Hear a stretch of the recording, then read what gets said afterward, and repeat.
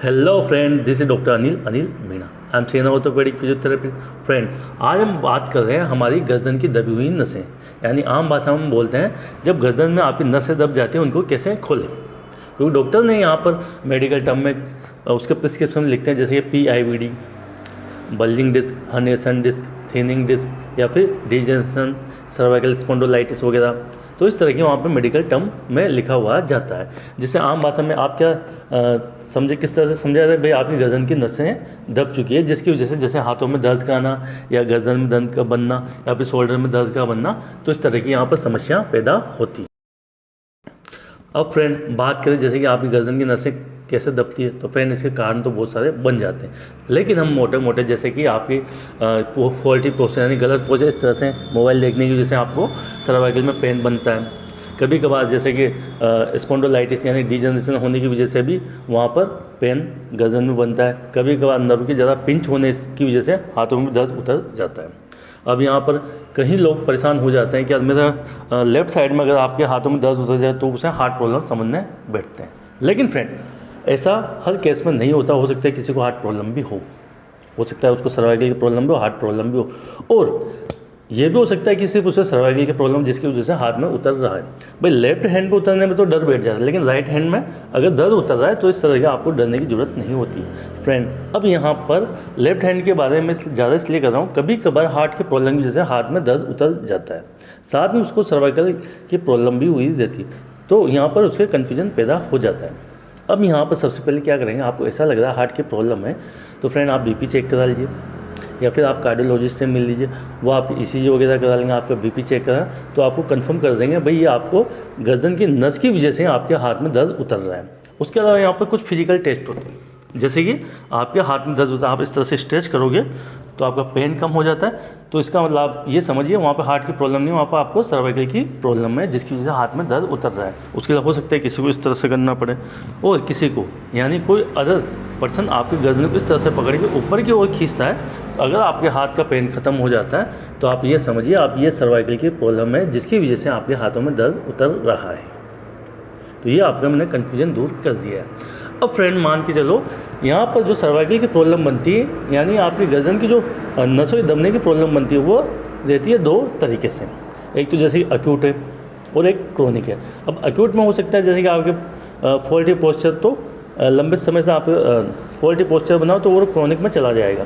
अब अक्यूट में जैसे कि आपने गलत तकिया लगा लिया तो उसकी वजह से हो सकता है, या फिर हो सकता है आपने कोई भारी वजन उठा लिया उसकी वजह से हो सकता है, या फिर कोई झटके से आपने कोई नेक पे वर्क हो गया तो वहाँ पर मसल टाइटनेस पड़ जाती है, तो उसकी वजह से भी आपके नेक प्रॉब्लम में अकड़न जकड़न बन जाती है। और कभी कभार कुछ ज़्यादा सीवियरिटी होने की वजह से भी यहाँ पर आपको पेन उतर जाता है। कभी कभार कुछ केस के अंदर हमारा जो ट्रेपेजियस मसल है इसकी टाइटनेस होने की वजह से भी यहाँ पर रेडिएटिंग पेन यानी राइट में भी हो सकता है और लेफ्ट में भी हो सकता है, तो इस तरह की यहाँ पर समस्या पैदा हो सकती है। अब फ्रेंड बात करें इसका ट्रीटमेंट किस तरह से किया जाए, तो फ्रेंड जैसे ही अक्यूट, जैसे ही 2-3 दिन हो चुके, ठीक है, आप गर्म पानी की सिकाई कर लीजिए, उसके बाद जितना हो सके फिर बाद में इसको स्ट्रेच करना शुरू करिए। अब यहाँ पर प्रॉब्लम क्या रहती है कि आप जब मूवमेंट करते हो तो आपको पेन बनता है, तो फ्रेंड यहाँ पर जैसे कि दिन में कम से कम 3 बार आप गर्म पानी की सिकाई करें। फिर क्या करना, आप नॉर्मली स्ट्रेच करने की कोशिश करें, क्योंकि जो मसल टाइट है उसको रिलीज़ करना होगा। तो किस तरह से आप करेंगे, जैसे कि हमारी गर्दन के चिन्ह को आपको सीने से टच करने की कोशिश करें, इस तरह से अप एंड डाउन। उसके बाद में ये रोटेशन होगा साइड टू साइड, इस तरह से, यानी आप गए लास्ट में जाके स्ट्रेच पैदा करिए, फिर वापस अपनी पोजीशन में आ जाए, फिर अदर की ओर जाए, फिर स्ट्रेच दीजिए, फिर अपनी ओर आ जाए। उसी तरह ये जो हमारा कान है वो शोल्डर को टच करिए। मैं आपको नॉर्मल स्लाइड स्ट्रेचिंग बता रहा हूँ जो आप अपने आप से सेल्फ कर सकते हैं, इस तरह से। तो ये हो चुकी है आपकी स्ट्रेचिंग। क्रोनिक की बात करें तो क्रोनिक में भी सेम प्रोसीजर रहेगा, इसमें भी आप गर्म पानी की सिकाई करिए। अब फ्रेंड यहाँ पर सबसे पहले हम करते हैं यहाँ पर स्ट्रेचिंग। तो जैसे कि मैंने बताया इस तरह से आपको सेल्फ स्ट्रेचिंग करनी है। अब इसमें आपकी बॉडी बिल्कुल सीधी रहनी चाहिए ताकि आपकी जो पीछे की जो पैरा स्पाइनल मसल है वहाँ पर भी स्ट्रेच पैदा होना चाहिए, तो इस तरह से आपको ये स्ट्रेच करना है, ठीक है।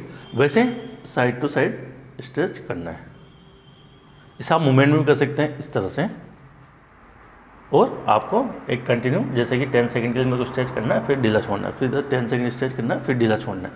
उसके बाद ये side to side 10 second stretch करना है और ढीला छोड़ना है, फिर side to side 10 second stretch करना है और ढीला छोड़ना है। अब इसमें मॉडिफिकेशन, जैसे हाथ पीछे ले लीजिए, जैसे कि अब मेरे को इस मसल्स की स्ट्रेचिंग करनी है, तो यहाँ पर हाथ मैंने पीछे ले लिया, अब शोल्डर को नीचे की ओर प्रेस करना है और दूसरे हाथ के सहारे इसको स्ट्रेच करना है। अब इस पर इस तरह से आप मॉडिफिकेशन भी करा सकते हैं। तो ये हो चुकी है आपकी स्ट्रेचिंग। इसी तरह से हाथ पीछे ले लीजिए, आपको शोल्डर को नीचे प्रेस करा और साइड की ओर स्ट्रेच कर लिया, उसको इस तरह से आप रोटेट करके भी मॉडिफिकेशन कर सकते हैं, या फिर आप कंटिन्यू भी ऐसे भी स्ट्रेच कर सकते हैं। जो ये आपकी स्ट्रेचिंग रहेगी, ये रहेगी आपकी 10 to 15 सेकेंड, और ये हमारे ट्रेपेजियस की स्ट्रेचिंग। कुछ लोगों को यहाँ पर ट्रिगर पॉइंट बन जाते हैं जिसकी वजह से पेन बनता है। तो ये उनके जैसे कि बच्चों में लॉन्ग सिटिंग पढ़ने की वजह से, फोल्टी पोस्चर की वजह से बनता है। तो यहाँ पर आपको क्या करना है, ऐसा डीप फ्लेक्शन मसाज करना है और ये इस तरह से मसल को रिलीज करने की कोशिश करें, यानी इस तरह से, ये देखिए इस तरह से। तो जो हमारी मसल्स है वो एक तरह से जो उनमें टेंशन जनरेट है वो कम होगी, ताकि आपकी मसल रिलीज हो जाएगी। उसके अलावा यहाँ पर जैसे एक तरह से जो मसाज का पैटर्न है वो सही तरीके से मसाज का पैटर्न की, जो वहाँ का सर्कुलेशन इंप्रूव होगा और आपका जो ट्रिगर पॉइंट है वो भी रिलीज होने की कोशिश करेगा, और साथ में मसल का भी सर्कुलेशन बढ़ेगा, जिससे इस बार रिलीज हो जाएगा। तो जैसे कि किसी को ट्रिगर पॉइंट याद रहता है तो आप यहाँ पर डीप फ्लेक्शन मसाज करा सकते हैं इस तरह से। अब फ्रेंड, ये एक्सरसाइज करने के बाद में आपको आपके जैसे पोस्चर को करेक्शन करना है। जैसे ही मैंने बताया हुआ, आप जब भी करते हो इस तरह से आपका पोस्चर रहता है, तो यानी आपका इस तरह से चला हुआ जाता है, आगे की ओर चला हुआ जाता है। तो इसको आप बिल्कुल सीधे इस तरह से आप पोस्चर भी करेक्शन करने, बॉडी को सीधा रखते हो, इस तरह से आप प्रैक्टिस करें। अब यहाँ पर आपको करनी है अब स्टैंडिंग एक्सरसाइज। तो स्टैंडिंग एक्सरसाइज के अंदर क्या रहेगी, हम सारी एक्सरसाइज देख लेंगे, जिससे क्या होगा आपकी जो नेक की स्टेबिलिटी है वो बढ़ जाएगी। जैसे किसी क्या होता है स्टैंडिंग सर्वाइकल स्पाइन, यानी सीधी स्पाइन हो जाती है, यानी लॉस ऑफ जो कर्व होता है उस कर्व की वजह से भी वहाँ पर बहुत सी बार यहाँ पर पेन वगैरह बनते हैं। तो यहाँ पर क्या सबसे पहले कौन सी स्टैंडिंग एक्सरसाइज करेंगे, सबसे पहले आप इस तरह से आपको जो चिन्ह है चिन्ह को अंदर को लेकर जाना है इस तरह से, और उसको आपको होल्ड करना है 10 सेकेंड, 1 2 3 4 5। इस तरह से आप 10 सेकेंड होल्ड करेंगे और ये करना है आपको 10 टाइम। उसी तरह से अगर आप चाहें तो उसको इस तरह से भी कर सकते हैं, ये यानी हमारी गर्दन जाएगी इस तरह से, यहाँ पर 10 सेकेंड होल्ड किया और ये करना है आपको 10 टाइम। वैसे ही करना है पीछे की ओर, हाथों को पीछे की लेके पीछे की ओर। अब कुछ लोग क्या करेंगे इस तरह से करने को, तो ऐसा नहीं करना, यहाँ पर सिर्फ हमारे न्यूट्रल पोजीशन में ही थोड़े को पीछे की ओर पुश करना है। अब यहाँ से जो ऑक्सीपिटल रीजन है इसको ऊपर की ओर थोड़ा सा स्ट्रेच करके फिर पीछे की ओर ले जाने की कोशिश करें। अब लेकिन जो आपको ज़्यादा एक्सरसाइज करनी है तो ज़्यादा एक्सरसाइज इस वाली एक्सरसाइज पे या फिर इस वाली एक्सरसाइज आपको फोकस करना है। पीछे के ऑलरेडी हमारी पीछे बहुत सारी मसल्स है, ऑलरेडी वो स्ट्रेंथफुल देते हैं, तो आगे की मसल वीक होने की वजह से आपको इस तरह की समस्या बनती है। अब इसी में आपको एक्सरसाइज करनी है, जैसे कि हमारी गर्दन बिल्कुल सीधी है, अब हमारा मूवमेंट है ये, तो हम यहाँ पर हाथ के सहारे इसको होल्ड करेंगे और इधर ले जाने का प्रयास करेंगे, लेकिन आपकी गर्दन यहीं रहनी चाहिए। 10 सेकेंड के लिए 1 2 3, इस तरह से आपको 10 सेकेंड होल्ड करना है और ये करना है 10 टाइम। इसी तरह से एक बार इधर और एक बार इधर, इस तरह से 10 सेकेंड होल्ड और ये करना है आपको 10 टाइम। ठीक, इससे आपकी जो हमारी रोटेशन एक्सरसाइज है वो मसल्स रहती है वो भी स्ट्रेंथ हो जाएगी।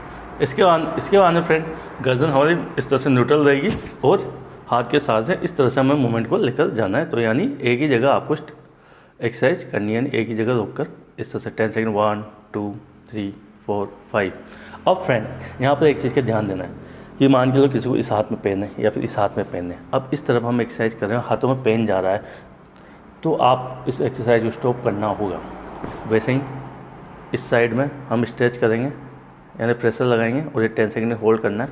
अगर इसमें हाथ में पेन जा रहा है तो यानी आपकी गलत एक्सरसाइज हो रही है और आपके नर्व को पिंच करना है। तो आपको जो एक्सरसाइज करनी है वो इस तरह से करनी है कि आपके हाथों में पेन नहीं जाए।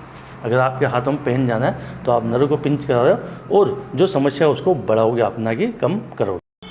अब फ्रेंड जो यहाँ पर आपका प्रेशर होना चाहिए, कुछ लोग क्या करते हैं जैसे कि मैंने बताया इस तरह से एक्सरसाइज, अब यहाँ पर पूरी ताकत लगा देंगे, तो इतनी ताकत लगाने की जरूरत नहीं है।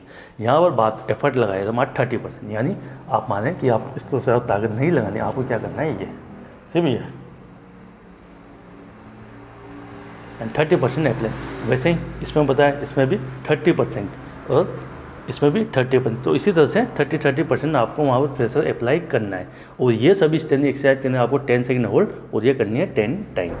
फ्रेंड इसके बाद में प्रॉब्लम बनती है जैसे कि हमारे शोल्डर, इस तरह से हमारे शोल्डर बने हुए रहते हैं। तो यहाँ पर हमें क्या करना होता है, जैसे कि हमारे जो पेक्टोरलिस मेजर है उसको भी स्ट्रेच करना है इस तरह से, ठीक है।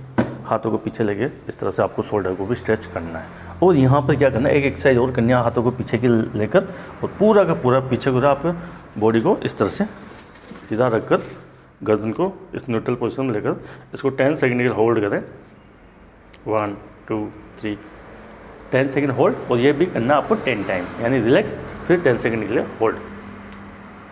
1 2 3।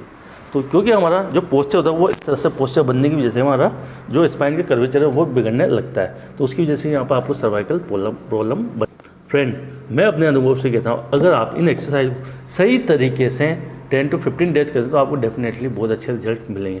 क्योंकि फ्रेंड बहुत सी बार क्या होता है, हम एक्सरसाइज वगैरह तो देख लें लेकिन सही टेक्निक परफॉर्म नहीं करने की जो उनसे रिजल्ट नहीं मिल पाते। कई गांव के पेशेंट हैं, उनको सिखाते हैं भाई आपको इस तरह से एक्सरसाइज करनी चाहिए, अब वो उस तरह से एक्सरसाइज नहीं कर पाते, पता चल रहा है कि वो इस तरह से यूँ दबाए जा रहे हैं, उल्टा नर्व पे प्रेस करें, इधर बोला तो सही तरीके इस तरह से कर बैठ रहे हैं। तो ये एक्सरसाइज गलत होने की वजह से आपको रिजल्ट नहीं मिलते। अगर आप सही तरीके से एक्सरसाइज करते हो तो डेफिनेटली बहुत अच्छे आपको रिजल्ट मिलेंगे। हाँ, हालांकि आप देख लीजिए लेकिन फिर भी आपको लग रहा है कि यार मुझे रिजल्ट नहीं मिल पाया, तो आप ऑर्थोपेडिक फिजियोथेरेपिस्ट से जाकर मिल लीजिए या फिर किसी भी फिजियोथेरेपिस्ट से जाकर मिल लीजिए, जो आपको सही पैटर्न में एक्सरसाइज बता देंगे और डेफिनेटली आप सही तरीके से एक्सरसाइज करेंगे तो आपको बहुत अच्छे रिजल्ट मिलेंगे। जैसे भाई प्रेशर कितना डालना है, किस पोजीशन में आपको एक्सरसाइज करनी है, तो ये सारी चीज़ें आपका लर्न होना जरूरी है, तब जाके आपको डेफिनेटली बहुत अच्छे रिजल्ट मिलते हैं। वीडियो अच्छी लगे do thumbs up. Thank you so much. जय हिंद, जय भारत।